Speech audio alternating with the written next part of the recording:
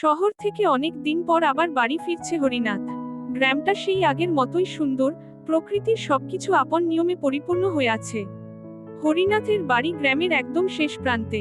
হরিনাথের বাড়ি পৌঁছতে হলে একটি জঙ্গল পেরোতে হয়।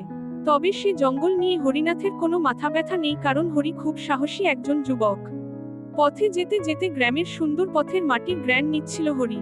শহর থেকে ফিরতে দেরি হওয়াতে রাস্তায় সন্ধ্যা নেমে এলো। সামনের জঙ্গল নিয়ে গ্রামে অনেক ভৌতিক গল্প রয়েছে। অনেকেই বলে গ্রামের আগের জমিদারের অতৃপ্ত আত্মা নাকি এখনো গ্রামের মাঝখানে বটগাছটার নিচে দেখতে পাওয়া যায়। দেখতে দেখতে হরিনাথ জঙ্গলের রাস্তায় চলে আসে, চারিদিকে অন্ধকারাচ্ছন্ন। চলতে চলতে হঠাৎ হরি শুনতে পায় কে যেন তার নাম ধরে ডাকছে। হরি, এই হরি, হরিনাথ, কোথায় যাচ্ছিস? হরিনাথ, হরিনাথ।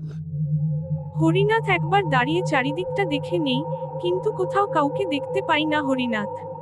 তার সামনের দিকে তাকাতেই হরিনাথ দেখতে পাই তার সামনে দাঁড়িয়ে আছে একটা অদ্ভুত দেখতে লোক, গায়ের রং নীল, চোখগুলো লাল, রক্ত জমাট বাঁধা। হরিনাথ ভয় না পেয়ে তাকে জিজ্ঞেস করে, কে আপনি, আর এখানে কি করছেন? আমি এই গ্রামের জমিদার। আমাকে মেরে এই জঙ্গলে পুঁতে দেওয়া হয়েছে। কিন্তু তুমি এই ডাইনিটাকে কোথায় নিয়ে যাচ্ছ? হরিনাথ পেছনে ঘুরেই আঁতকে উঠে, সে দেখে একটা ডাইনি কোমরে হাত দিয়ে দাঁড়িয়ে রয়েছে। একটা সময় এসব সহ্য করতে না পেরে হরিনাথ সেই আত্মাটার পায়ের সামনে জ্ঞান হারিয়ে পড়ে যায়। পরদিন সকালে গ্রামের মাঝখানে বটগাছটার নিচে পড়ে থাকতে দেখা যায়। হরিনাথকে পড়ে গ্রামবাসীরা তাকে উদ্ধার করে।